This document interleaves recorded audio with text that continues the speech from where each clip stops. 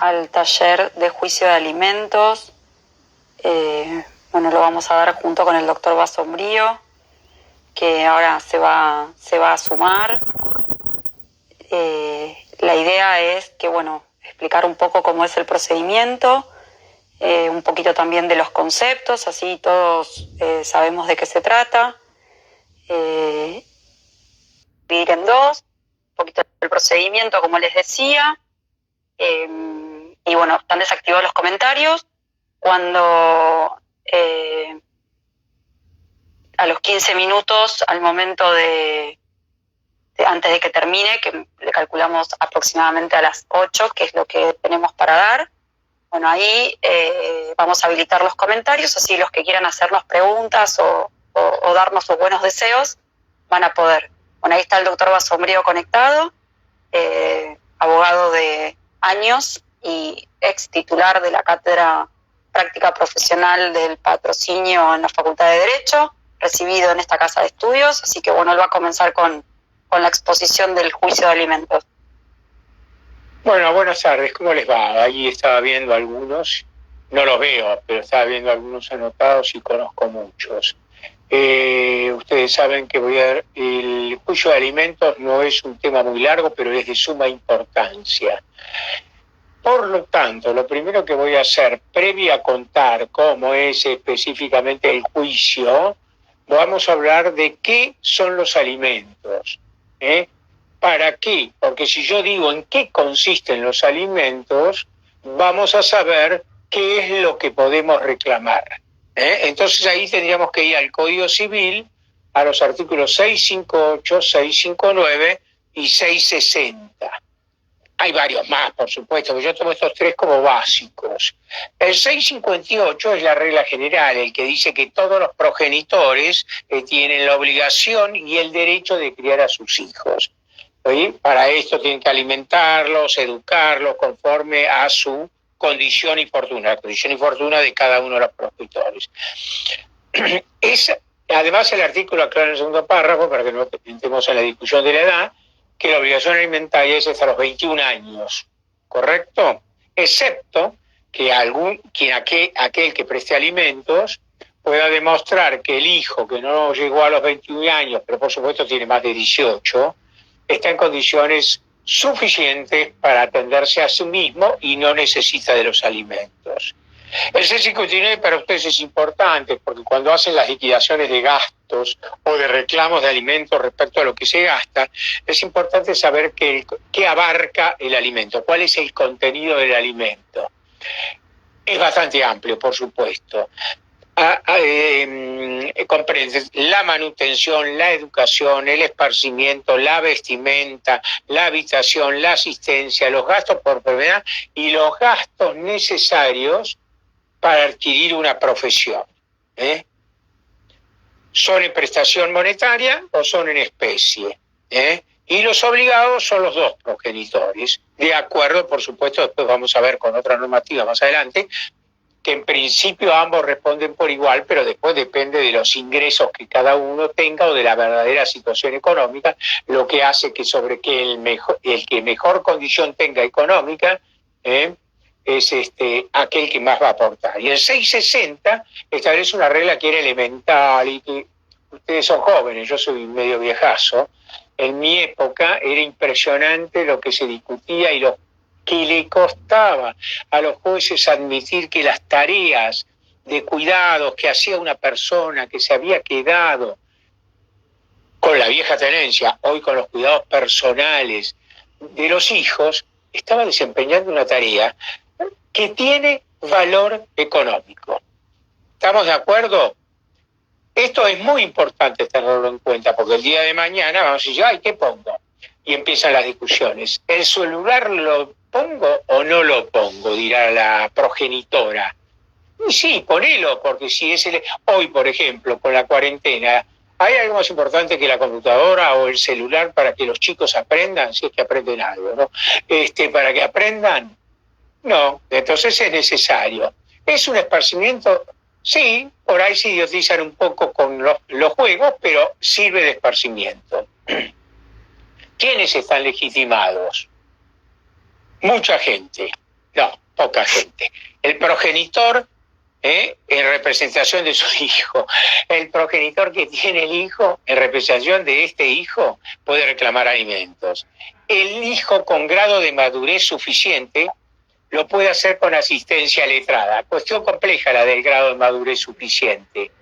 Ya cuando hablamos de la Convención Internacional de los Derechos del Niño, también se habla de cómo decide un hijo con qué progenitor se queda y se habla de su grado de madurez. No se habla de edad. Fíjense que el artículo 661 no habla de edad, habla de grado de madurez. Este grado de madurez, bueno, habrá que ver cómo lo establece el letrado y el menor con grado de madurez cuando hace la pertinente demanda. O si hay que probarlo con algún tipo de pericia psicológica, ¿no? Que no es ningún drama. Si nadie de estos pide alimentos para un menor, ya lo saben, no puede quedar sin alimentos.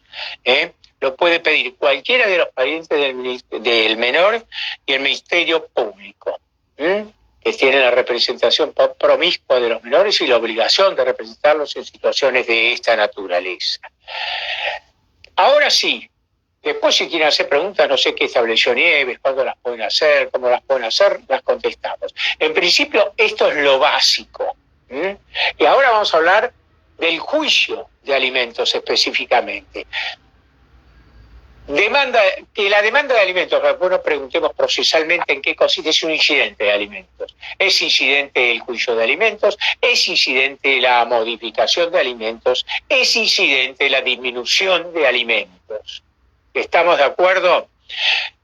¿Qué es lo primero que tienen que tener en cuenta? Una regla procesal. El proceso siempre importa, porque todo lo de fondo que planteemos, si no sabemos hacerlo desde el orden procesal, será muy lindo el contenido, pero corremos severos riesgos. Es aplicar el artículo 330 y el 333. Fundamentalmente 330, que es el que dice cómo debe ser deducida una demanda, que yo lo voy a reiterar, como no les veo la cara, no me importa si se aburre, porque no los puedo ver. Esto de dar clases sin ver caras es dificilísimo, porque uno cuando está en el salón de actos mira y ya sabe quién duerme, quién no duerme, quién se levanta y se va. Acá no sabés ni quién te apaga la computadora. El tema es así: el nombre y domicilio del demandante, el nombre y domicilio del demandado, la cosa demandada, que tiene que ser designada con toda exactitud.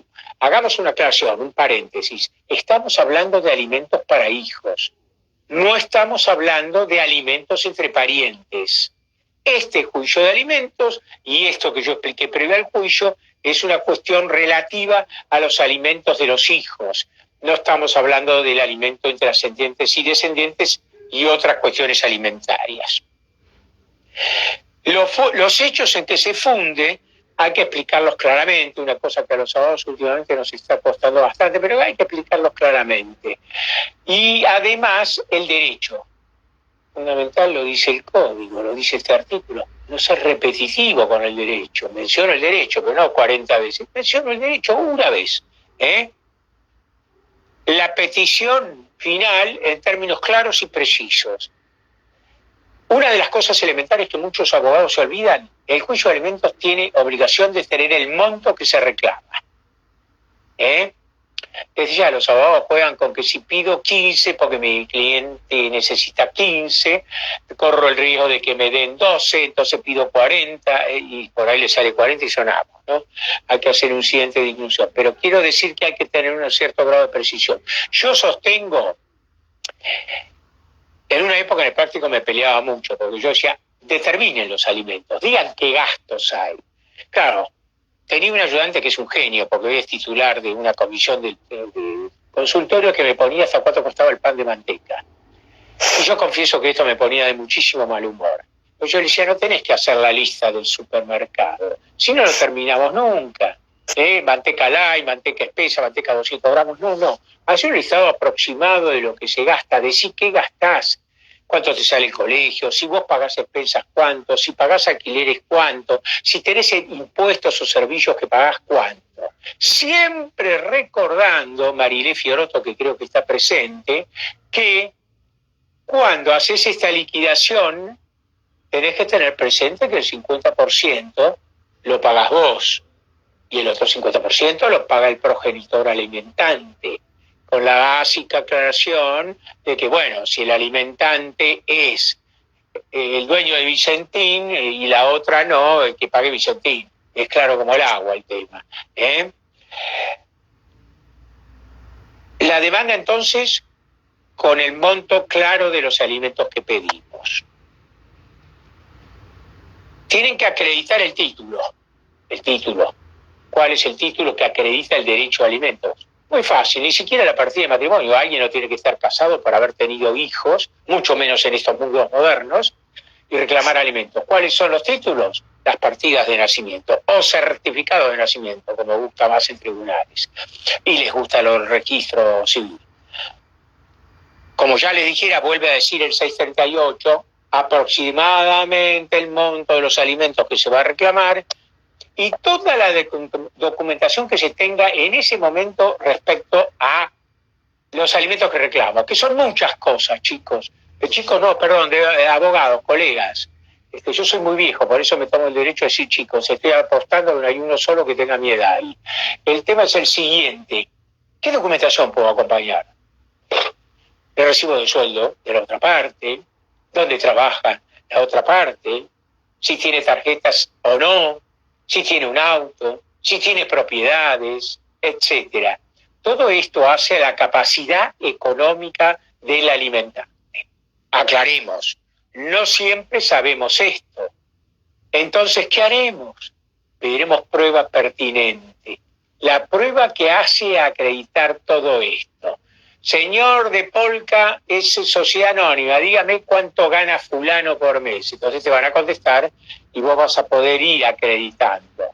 Pero esto no quita ni empece que vos podés ir pidiendo una cuota alimentaria perfectamente, porque vos sabés cómo vivías antes, cuál era el nivel en que te movías con tus hijos.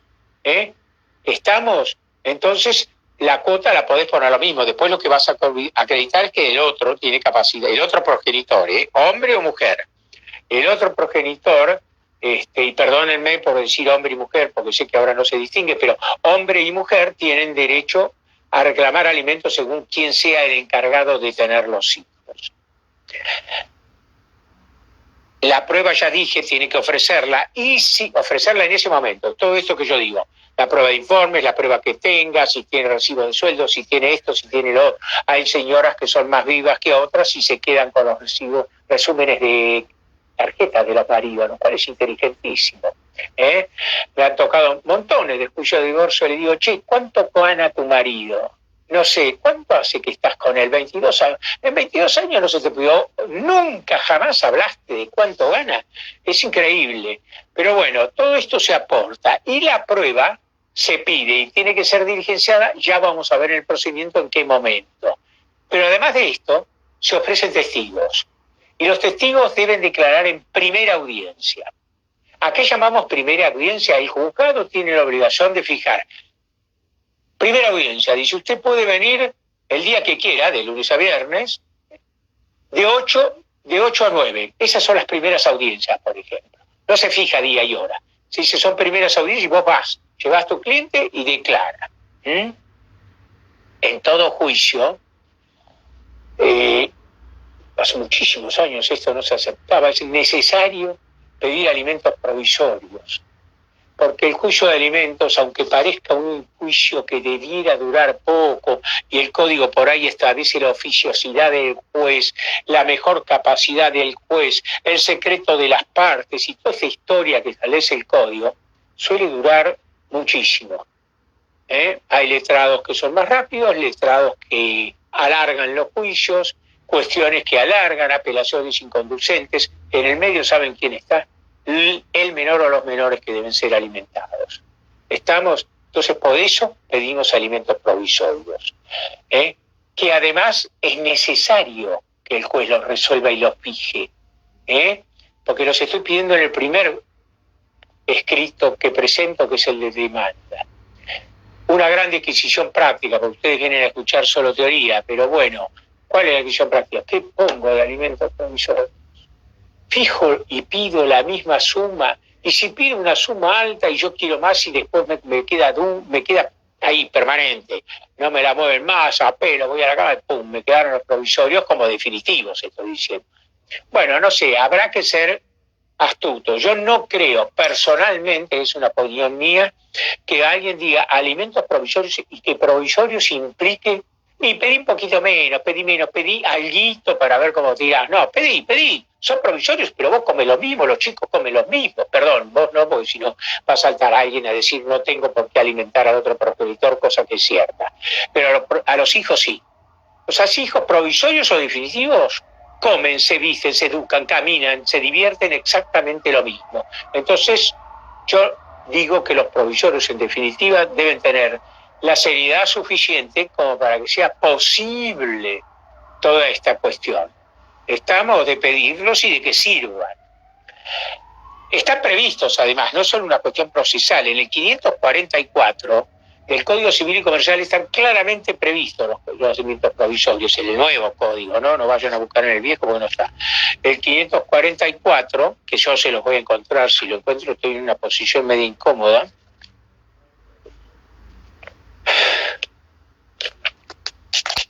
Acá lo dice, alimentos provisorios, dice el artículo 544 del Código Civil y Comercial de la Nación. Desde el principio de la causa o en el transcurso de ella, fíjense que si se olvidaron de pedirlos al principio, no importa, en el transcurso de ella, ¡pum!, meto el escrito y digo, quiero provisorios, esto está durando mucho, deme alimentos provisorios. Pero en el transcurso de ella, el juez puede decretar la prestación de alimentos provisionales y también las expensas del pleito, si se justifica la falta de medios para atender. Las expensas del juicio son muchas cosas. Por ejemplo, los gastos por diligenciamiento de oficios. Ustedes vieron que ahora se cobran casi todos los oficios, y no les digo cómo los cobra el gobierno de la Ciudad de Buenos Aires, ¿no? Tremendo. Pero hoy los cobra todo el mundo. Puede ser inclusive que tenga que pagar algo al abogado para algún gasto, un diligenciamiento de algo. Bueno, esto es la expensa del juicio. ¿Estamos de acuerdo? Y si no tiene plata, no tiene por qué ir concretamente a un abogado gratuito. Puede ir a un abogado común y solicitar estas cuestiones. No es que obligatoriamente hay que decirle, mire, vaya al colegio de abogados o a la Palacio de Justicia y vaya a hacer consultorio jurídico gratuito. Hay gente que no le gusta ir al consultorio gratuito, así de hecho, y de hecho no necesita ser paupérrimo para no poder pagar un abogado. Hoy no sé, en la pandemia, qué sé yo. Pero los abogados están un poco complejos a veces con los honorarios, porque ven más la cara que lo que realmente hacen. Hay además, bueno, esto es el inicio. Viene después el sistema propio de la demanda del juicio de alimentos, que está en el Código Procesal, pero está en el Código Civil también. Les aclaro esto. Casi no, calcado de lo que dice el Código Procesal. El juzgado, ¿cuándo contesto la demanda? Bueno, vamos a dejar un rato sorpresa. En la audiencia del artículo 630, una de las primeras cosas que hace el juez, por supuesto, apenas recibe, son dos cosas las que debe hacer.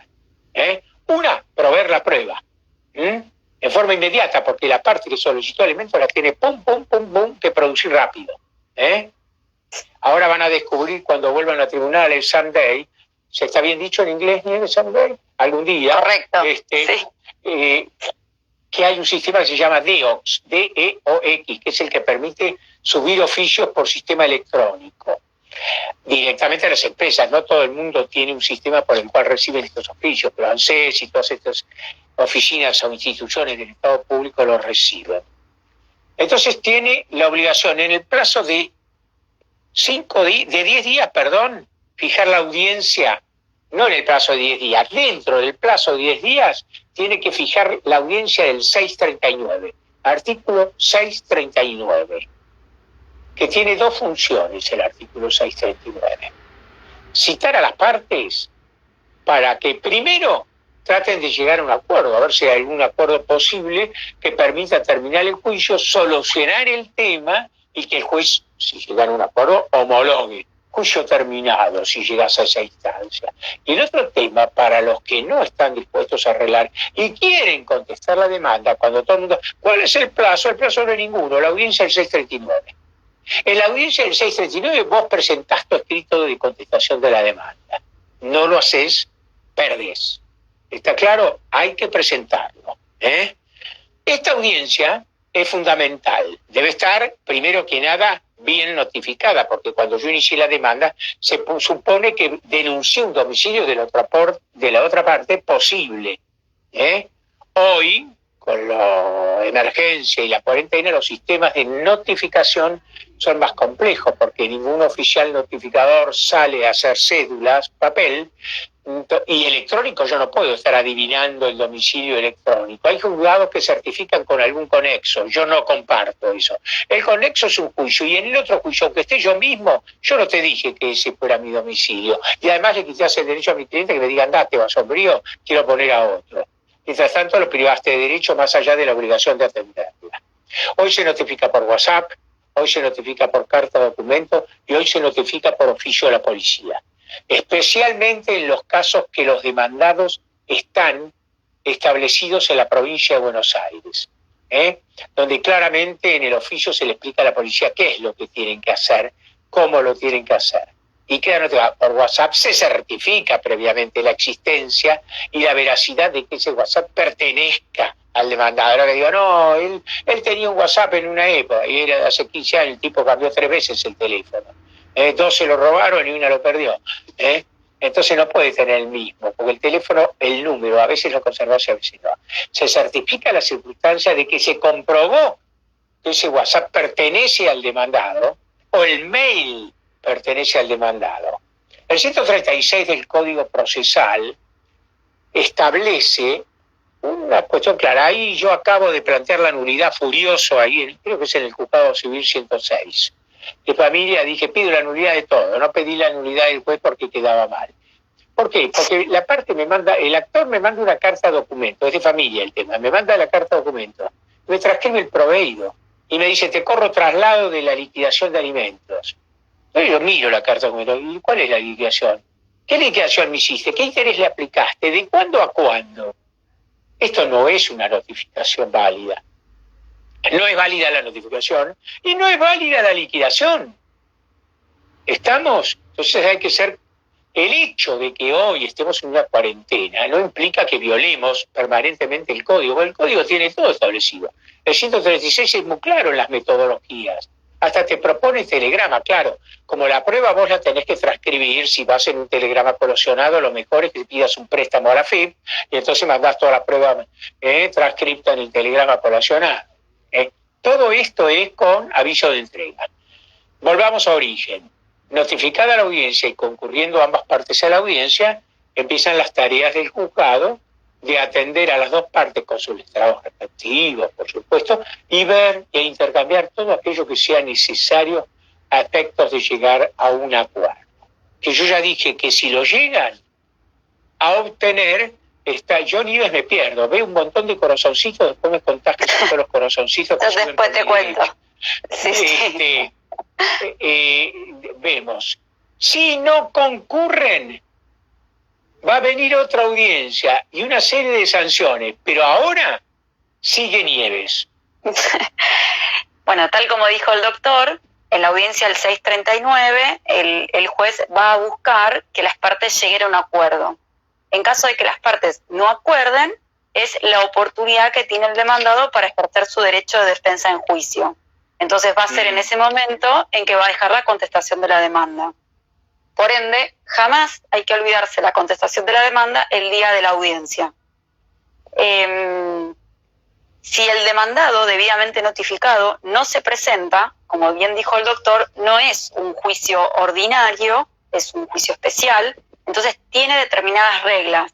Esas reglas están expresamente previstas tanto en el Código Procesal y con la modificación del Código Civil se han incorporado normas procedimentales también. Si el demandado no concurre, no se le decreta la rebeldía, sino que lo que le pasa es que pierde su derecho a presentar su prueba. Además, sí, es importante aclarar que no existe la rebeldía en el juicio de alimentos. Exacto. Si no, cuando uno pide la rebeldía, el juzgado va a pedir que peticionemos conforme a derecho. Entonces, para evitar eso, ya sabemos que la rebeldía no procede en este tipo de juicio. el juzgado va además fijar una audiencia, que es la audiencia que prevé el 640, el artículo 640 del Código, y además le va a fijar una multa.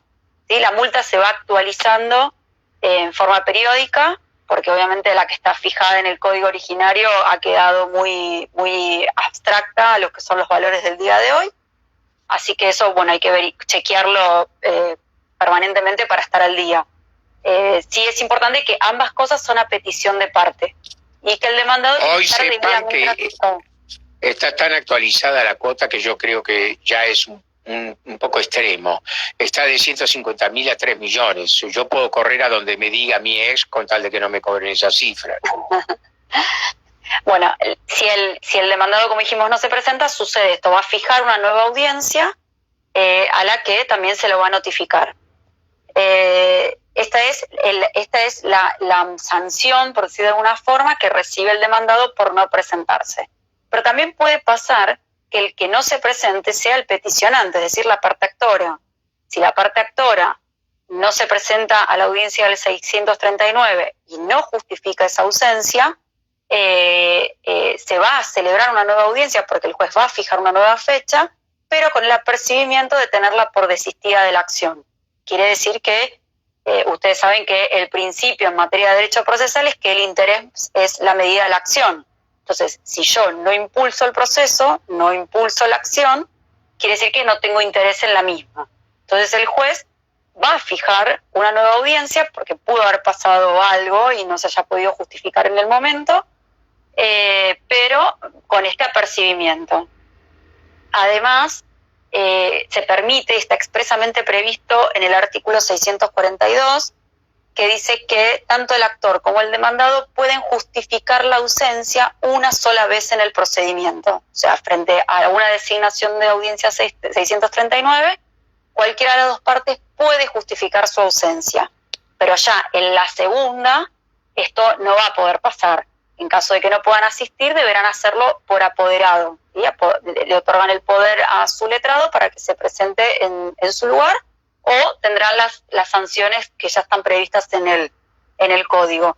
El objeto de esto, el fin de esto, es que justamente el juicio de alimentos no se extienda en el tiempo y no genere un perjuicio para el menor, que es para quien se va a fijar esos alimentos. ¿Sí? Entonces, para evitar el perjuicio de ellos es que se buscan herramientas para que las partes comparezcan y además para que no se inicien procesos y se haga un dispendio jurisdiccional también. Como dijimos antes, la audiencia del 639 es la oportunidad del demandado de presentar su contestación. Y en ese momento es cuando va a ofrecer la prueba. Toda la prueba de la que intente valerse, sea documental, testimonial, informativa, que son generalmente las comunes en un proceso de alimentos. Una vez que tanto la parte actora como la parte demandada produjeron toda su prueba, incluso la celebración de la audiencia de testigos, y no hubo posibilidad de acuerdo, ustedes saben que en los juicios siempre hay una posibilidad de llegar a un acuerdo, no hubo un acuerdo entre las partes, sin perjuicio de que no se haya celebrado ninguna audiencia, no hubo acuerdo, el juez tiene obligación de dictar la sentencia. Esta sentencia es la que va a fijar la cuota de alimentos definitiva, ¿sí? Esta es la que va a regir y es la que va a ser la cuota que el demandado tiene que pagarle a su hijo o hija, ¿no? Esa cuota es distinta de los alimentos provisorios que habló el doctor previamente. Los alimentos provisorios es para que durante la tramitación del proceso no se vea perjudicado el derecho del menor y el interés superior del niño. El doctor quería decir algo. No, nada. Específicamente que tengamos en cuenta que siempre los procesos de alimentos, las cuotas, empiezan a correr desde el día que se inicia la demanda, inclusive con el nuevo código, desde el momento que intimo fehacientemente pagame alimentos. Entonces siempre, si se fijen provisorios apenas la iniciemos, va a haber transcurrido algún tiempo en que no se pagaron alimentos. Uh-huh. Y estos alimentos deben ser cuotados, respetando las reglas básicas que todos ustedes como excelentes letrados conocen, que es el monto hasta donde se puede embargar, bla, bla, bla. ya no pueden embargar más del 20%. Esto lo digo porque hay ejecuciones de alimentos donde los abogados se enojan tanto que dicen, bueno, quiero que esto lo pague, lo embarguen por 190.000 pesos, el tipo gana 25. No, papito, es el 20%. ¿Estamos? Perdón. Adelante. Bueno, como decíamos en la sentencia, el juez va a fijar la suma. Es el juez también, como el proceso de alimentos es un procedimiento especial, tiene su propia reglamentación, no existen los alegatos, que es en donde las partes, el letrado generalmente hace una meritúa a la prueba. En este caso, el que va a hacer ese trabajo está a cargo del juez. El juez es quien va a evaluar las pruebas de cada una de las partes y con eso va a fijar la suma. Como decíamos, son distintos los alimentos provisorios, una es que rige hasta todo lo que es la tramitación del proceso y va a llegar a su fin cuando se fije la sentencia definitiva, o sea, la cuota de alimentos definitiva. Desde que se dicta la sentencia para adelante, rige la cuota definitiva. Pero lo que ocurre en la normalidad de la justicia y de los procedimientos es que siempre hay una diferencia entre la cuota de alimentos provisorios y la cuota que se establece en forma definitiva. Esa diferencia no es que queda en el aire y se pierde. Como la cuota de alimentos, como dijo el doctor, la cuota de alimentos definitiva es retroactiva, esa diferencia que existe entre la definitiva y la de alimentos provisoria, el juez va a establecer una cuota que se denomina suplementaria y va a establecer también la forma en que el demandado tiene que pagar esa cuota suplementaria. ¿Sí? Va a ser durante un tiempo porque es una suma específica y que generalmente se abona al mismo tiempo que se va a abonar la cuota definitiva. ¿Sí? Por eso el doctor... Sí. Perdón, un comentario. Ustedes los que están del otro lado y son invisibles van a retarme, pero quiero aclarar alguna cuestión que me comí cuando empecé a hablar del cuello de alimentos, y es que sepan siempre, y no se lo olviden nunca, para los directores procesos de familia en los que intervengan menores, la competencia está a cargo del juez, donde está el centro de vida de los menores. Esto lo aclaro porque hay casos donde, por ejemplo, inician juicios de divorcio en una jurisdicción que no es la que el código establece en cuanto a que es el último domicilio del conyugal, y creen que el tema de los hijos atrae al divorcio. Esto es falso. Mucho menos porque no están de acuerdo. Esto solo puede ser el domicilio, es elección del que inicia la demanda, y si están de acuerdo, sí, eligen el domicilio que se les da la gana. Pero si así no fuera, es el último domicilio conyugal. Así uno lo tenga en Santa Cruz y el otro viva en Salta. ¿Está claro? Ese es el tema grave. Nunca olvidarse, en cuestiones de comunicación, alimentos, cuidados personales y lo que sea, el juez competente es el juez de donde vive o tiene su centro de vida el menor. Perdón, Nieves. Así es. Bueno, como decíamos, teníamos esta cuota suplementaria que es la que el juez va a establecer para que el demandado cumpla con esa diferencia que va a adeudar desde el principio hasta el final y como consecuencia de la cuota de alimentos definitiva. También en la sentencia se va a establecer la fecha en que se debe pagar y en dónde se va a percibir esa cuenta. Cuando la parte actora tiene una cuenta de la que es titular, puede solicitar que esa cuota, tanto los provisorios como los definitivos, se abonen en esa cuenta bancaria, en tanto y en cuanto ella sea la titular y no sea incompatible con la percepción de alimentos. Vieron que hay algunas cuotas, algunas cuentas bancarias que son incompatibles porque solo perciben asignación universal por hijo y no pueden ser depositadas otras cuestiones. Así que tiene que ser compatible. Si la parte actora no tiene cuenta bancaria a su nombre, el juez ordenará que se abra la cuenta judicial a nombre del juzgado y a la orden de su señoría. En capital, en civil, las cuentas se abren en el Banco Nación, de sucursal tribunales, y allí la parte, luego de haber percibido la primer cuota, podrá solicitar la percepción directa, o sea, una forma que se establece para que se le tramite una tarjeta de débito y de cualquier cajero que sea de la red. Eso lo tiene que hacer con un Perdón, esto lo tiene que hacer con un oficio que debe librar el abogado, estableciendo que debe otorgarse esa tarjeta a la parte. Exacto. El Banco Nación tiene los requisitos, que siempre recomendamos verlos porque cambian, no digo todos los días, pero bastante seguido. Así evitamos observaciones en el oficio y la mayor rapidez en el cobro de la cuota. Ahora tenemos una sentencia de alimentos con una cuota definitiva de la que el demandado no está de acuerdo. Entonces, como todos sabemos, porque somos todos letrados los que estamos escuchando, o a punto de, cuando no estamos de acuerdo con una sentencia, apelamos, ¿sí? El recurso que se interpone es el de apelación. Puede ser concedido libremente o en relación, y si la sentencia es favorable, que generalmente es lo que sucede, porque cuando hay un menor y hay padres que no se ponen de acuerdo en la manutención, hay una cuota de alimentos, o sea, generalmente es así, no hay un caso que sea al revés. El efecto... Sí, lo que puede, perdón, pero lo que puede variar es, lógicamente, si no se apela para evitar la cuota alimentaria. Esto es cierto lo que dice Nieves. Siempre te van a aplicar una cuota alimentaria, salvo que tu hijo sea, no sé, Pepe Rico. El tema es el siguiente, que además podés apelar, porque a veces la cuota es estrambótica, es muy alta, y también puede apelar la otra parte, porque baja a su criterio. Exacto. Exacto. Claro, eso es básicamente por lo que uno plantea un recurso de apelaciones, porque o la cuota es muy alta, o la cuota es muy baja, o consideramos que tendría que haber sido otro el monto. El recurso, ese que se concede al apelante cuando es el demandado, va a ser siempre con efecto devolutivo. Ustedes saben que el recurso de apelación tiene dos efectos, devolutivo o suspensivo. En materia de alimentos siempre es devolutivo.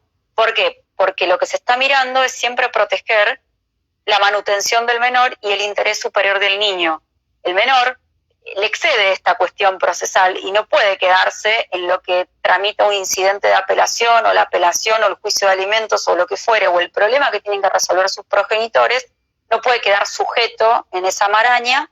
Entonces, la cuota de alimentos, no obstante el recurso de apelación, la debe seguir abonando. Esto es muy importante aclararlo al cliente cuando nos viene a preguntar, porque también pasa lo mismo con los alimentos provisorios. Uno puede apelar, pero necesariamente nuestro cliente va a tener que abonar la cuota. Esto es de responsabilidad profesional decirlo, porque de no hacerlo está generando una deuda futuro que en algún momento, tarde o temprano, va a tener que abonar. Le van a conceder el recurso y va a ser con efecto devolutivo. Esto, como les hagamos una aclaración, Nieves, que es importante. Sí. Para todos los que nos están escuchando, y es que aunque volviera de cámara, sí, supongamos el absurdo de que se revoque la sentencia de alimentos, puede ser casos extremos, habría que mirar un caso donde estás ahí en los 21, no 21, estás cerca, te sobraba la plata, o porque excedieron, o es muy alto en proporción a su patrimonio, la cuota que se le fija. Lo pagado no se devuelve nunca, o sea que lo que pagó, Esta forma de decirlo es muy jurídica, pero es así. Es así. No es que después, porque la sentencia salió con una cuota inferior, el cliente puede venir a plantearnos esta idea de querer que le devuelvan lo que abonó. Bueno, no, esto no se puede porque así lo dispone el código. Por eso tiene sus propias normas. Ustedes saben que una vez que sale la sentencia, quedó firme, y aunque no quede firme, el demandado tiene que pagar. Pero generalmente este cumplimiento en el pago no es voluntario y muchas veces nos cuesta conseguir el efectivo cobro, ni hablar de las cuotas suplementarias, porque si no podemos cobrar la definitiva, más cuesta la suplementaria. Ahí es donde tenemos que usar todas las herramientas que tenemos en materia de ejecución de sentencia, ¿sí? Como decía el doctor, si habíamos conseguido saber en dónde trabajaba el demandado, eso va a ser mucho más fácil de cobrar porque uno va a poder directamente embargar lo adeudado en el sueldo y pedir la retención directa de las cuotas futuras. Entonces, el empleador va a tener directamente que, al momento de abonar el salario, va a tener que retirar el monto de la cuota del monto de la remuneración y depositarla directamente en la cuota que se haya establecido para cumplir con la cuota de alimentos. sea la judicial o la propia de la actora. Esto también es muy importante. Sí. Perdón, en la retención directa de alimentos, que generalmente lo hacemos previo a los embargos, es importante hacer saber que la empresa que no retiene va a recibir, no es pasible, va a recibir una multa, y esa multa es a favor del alimentado. ¿Estamos de acuerdo? No es que alegremente viene Odol pregunta, Odol Sociedad Anónima, y dice, no le contés, haz lo que quieras. No lo haces, sos reticente, y entonces te van a aplicar una multa. Que últimamente están siendo bastante altas las multas que se aplican a aquellos que no pagan alimentos. Así es, el Código Civil incorporó en su modificación esta sanción que mencionaba el doctor y establece expresamente que el empleador que no haga caso a la manda judicial que ordena la retención directa tendrá que, va a ser responsable solidariamente junto con el demandado. Así que bueno, esa fue una de las formas para conseguir, porque cuando llega el oficio de retención directa o el oficio de embargo también, el empleador por una cuestión le avisa a su empleado que le va a proceder a retirar y a embargar, y muchas veces, porque han estado en connivencia, no se efectivizaban estas retenciones y estos embargos. Entonces ahora el código prevé esta sanción de la solidaridad, de la responsabilidad solidaria, que es muy importante y que nosotros tenemos que saber para conseguir la percepción. Otra de las cuestiones que podemos usar cuando no cumplen la cuota de alimentos y además no tiene una remuneración es el embargo de algún inmueble, de algún automotor, también la inscripción en el registro de deudores morosos, que se hace cuando el deudor no cumple por 3 cuotas consecutivas o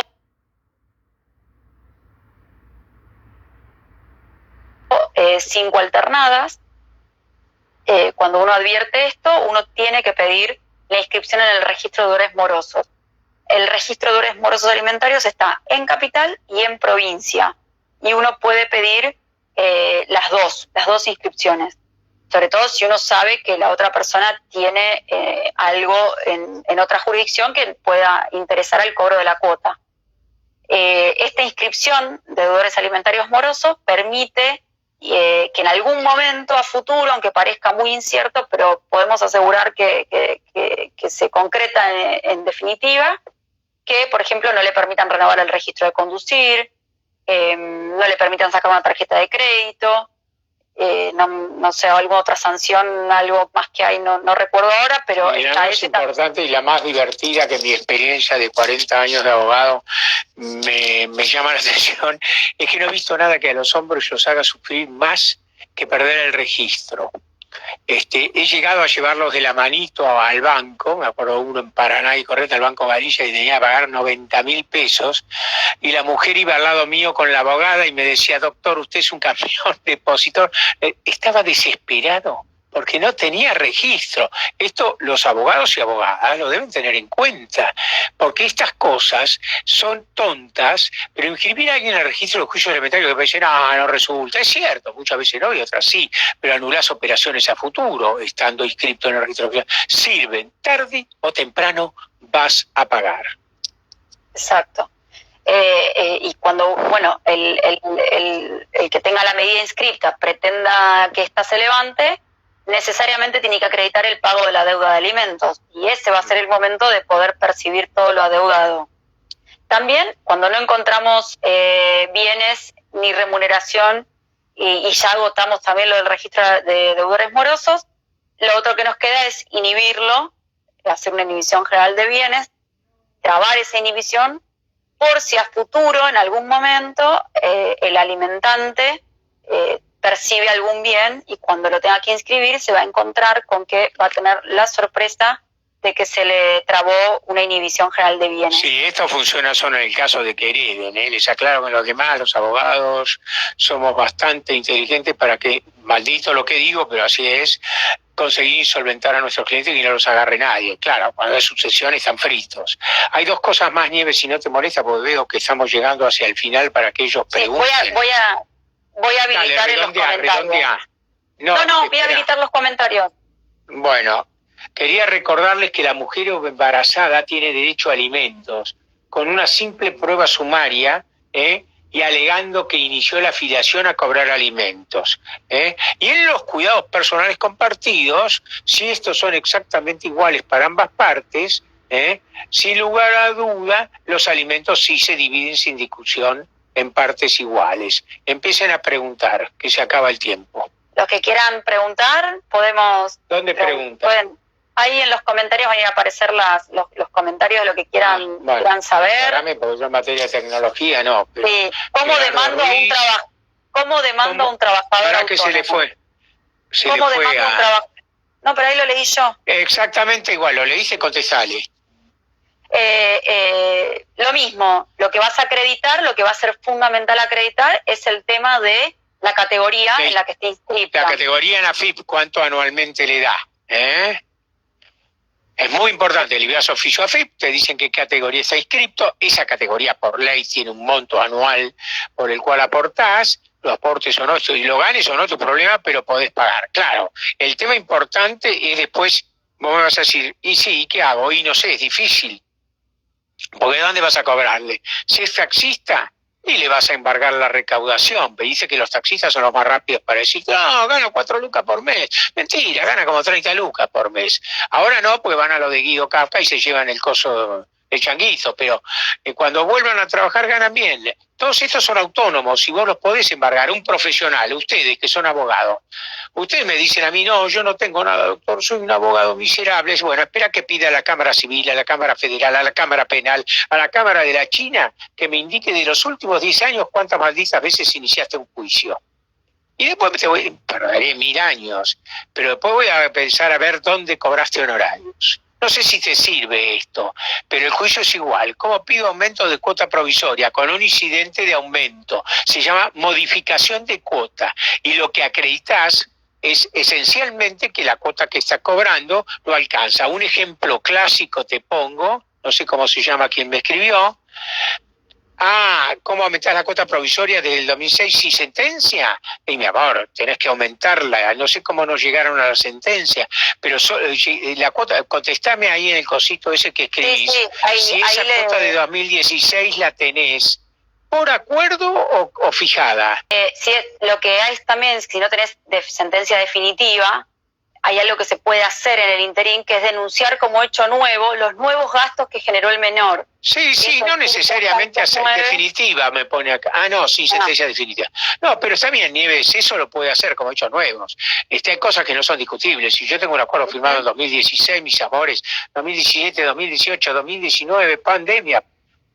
Perdón por la mala palabra, pero carajo que aumentaron las cosas. El juez puede ser tonto, pero no tanto. Es evidente que con la acreditación de los gastos, del aumento y que la cuota sea licuado, más que hecho nuevo, es el país donde vivo. Estamos hablando de Argentina, ¿no? Evidentemente vas a tener, en otro lado tendrás que hacer otro tipo acá. Pero acá con todo esto, yo pido aumentos y modificaciones de cuota, esto va para el aumento de provisorio o definitiva, acreditando simplemente que el paso del tiempo acabó con la cuota. Lo mismo pasa con la disminución. ¿Querés hacer un sitio? Demostrar que la capacidad patrimonial de tu cliente es malísima, bajó, cambió, Yo acabo de contestar también una demanda en eso, pidiendo la modificación de la cuota disminución de la cuota alimentaria, porque el tipo ganaba una suma en 2018 cuando firmó el acuerdo. Ahora, esa cuota, no cumpliendo con todo el índice desde enero del 19, le implica el 70% de su sueldo y muestro los recibos. Bueno, muestro, mire señor, ganaba 115 en enero del 19 y en marzo del 20 sigue ganando 122. ¿Cuánto le aumentó? El tipo no puede seguir pagando eso. No sé si te fue claro lo que te dije. Otra pregunta que hicieron fue si durante la pandemia, en este periodo de feria extraordinaria, podemos iniciar alimentos provisorios. Sí, totalmente. Sí, totalmente. Los están proveyendo. ¿Sí? No, además están previstos en la acordada de la Corte Suprema. Esas cuestiones de urgencia no son discutibles. Violencia, alimentos provisorios, Otra pregunta es si no cuando... No veo nada. Ahí en los comentarios, cuando hay un incumplimiento me quedó por varios... lo de la cuota provisoria. Cuando hay incumplimiento por varios años y no hay posibilidad de embargo, si el recurso a la inscripción de deudores morosos, pero ¿cómo podemos hacer si es mejor un incidente o desde el principio solicitarlo? No entendí la pregunta, ¿cómo? Yo lo que le entiendo es que no puede solicitarlo desde el principio la inscripción de deudores morosos porque si no... No, eso es cuando es moroso. Claro, es recién cuando tiene la mora y es a los 3 meses en forma consecutiva o 5 en forma alternada. Lo dice la ley que prevé la creación del registro. Después otro preguntaba cómo era la inscripción del sí. Bueno, me olvidé, iba a aclararles algo, que es que, bueno, no importa, ya me olvidé, no sé qué les iba a decir, era importante, pero me lo olvidé. Después otra persona preguntaba cómo era la inscripción, cómo se hacía la inscripción del registro de deudores morosos. Exacto. Y como consejo siempre los 2 oficios. Provincia de Buenos Aires, complicadísimo, bájenlo de internet, hay un oficio especial con una serie de condiciones y el de registro de Capital, que también tiene sus cuestiones y que lo pueden presentar en el mismo Colegio Público de Abogados, porque ahí hay una oficina de registro moroso de Cava. Así es. No sé si quieren alguna otra pregunta que haya quedado. Nos quedan unos 4 minutos más o menos. No sé si querés decir algo más vos, Ignacio. Saludamos ahí a los exalumnos que nos están acompañando, que los no sé, porque ustedes tienen la suerte de ver todo, yo no veo nada, me quedé clavado con la pregunta de cómo pido aumento de cuotas provisorias. No sé si tengo que hacer algo, no sé por qué tengo tanta mala suerte. Yo con la tecnología estoy pésimo. Bueno, chicos, Nieve, despedite como corresponde. Así es. Bueno, ¿es correcto que el juez pida caución juratoria para otorgar los provisorios? No, es ganar. No me parece justo. ¿Qué vas a pedirle? ¿Caución juratoria para qué? ¿A una madre para alimentar sus hijos? Medio loco. No debe faltar el que lo pida. No sé quién lo preguntó, pero no puede hacer esa barbaridad. Exacto. ¿Quién lo preguntó?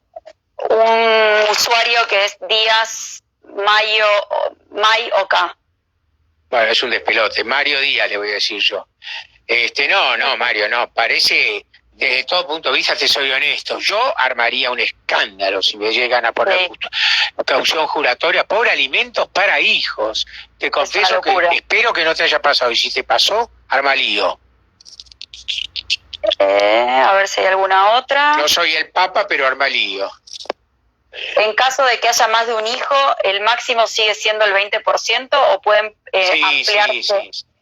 Eso es una ley que no la podés cambiar. Siempre es el 20%. En un aumento de cuota alimentaria, ¿puedo pedir como provisorio que se aumente el valor de la cuota actual de 4.000 porque es incidente y está cobrando la cuota, pero es muy poco? No entendí. Si es un incidente de aumento, sí, por supuesto que podés pedir. Sí, por supuesto que podés pedir. Porque si está cobrando 4.000, no sé, ¿qué hace? ¿Va al supermercado? Yo no creo que pueda. La última pregunta, porque nos van a cortar, se va a cortar igual. Nos van a cortar aunque no queramos. Dale, rápido. Dice, en caso de conciliar, ¿la cuota se debe desde el inicio de la demanda? Sí. Bueno, no, depende. Ahí quería hacer una aclaración. Tengan cuidado con lo que firman en los acuerdos en los juzgados. Sí. Porque después vienen a chillar y dicen, no, yo quiero que me pague desde el que inicié la demanda. No, si vos en el acta arreglaste desde marzo me paga alimento y no dijiste nada, fuiste. Perdón el tema, lo hago cortito para que te... No podés reclamar hacia atrás si en un arreglo no dijiste nada. Ahora, si reservaste el derecho a reclamarlo debido hasta ese momento del acuerdo, sí. Otra persona, y la última ahí sí, dice, ¿tengo que intimar al progenitor que quiero reclamar alimentos antes de iniciar la demanda? Lo podés hacer, esto es lo que te permite desde el día que le mandás, de modo fehaciente, ¿no? Esto es una carta de documento. En el momento que lo intimaste al pago de alimentos, yo les pongo un monto y todo en la carta de documento, te los debe desde ese momento. No sé si lo que yo puse de monto, pero de lo que fije el juez me los debe. Esto lo establece el Código Nuevo. Listo, Nieve, no llegamos, nos van a cortar. Hasta acá llegamos. Cualquier cosa, bueno, trasladan las preguntas por la cuenta de graduados y las vamos resolviendo entre el doctor y yo. Espero que les haya servido. El doc, si no se quiere decir algo. Sí, un abrazo muy grande y sobre todo a mis exalumnas, que yo ya sé cuáles son porque me han escrito, las quiero a todas y las extraño. Los años hacen que uno se vuelva melonazo y nostálgico, pero las quiero a todas. Bueno, muchas gracias por escucharnos. Queda grabada la charla por cualquier cosa y en Graduados tienen nuestros contactos por cualquier cosa que necesiten o duda que quieran resolver y que no haya quedado acá, no nos dio el tiempo para hacerlo, ¿sí? Así que bueno, gracias por escucharnos. Un beso a Florencia Vinci, un beso a Mica Quiroga, un beso a Belén, un beso a Rulito. No se enojen los demás, son alumnas, exalumnas. Ahí se van yendo, ya bajamos a 2:30. Bueno, sí, chao, sí. hasta luego, chicos. Hasta luego.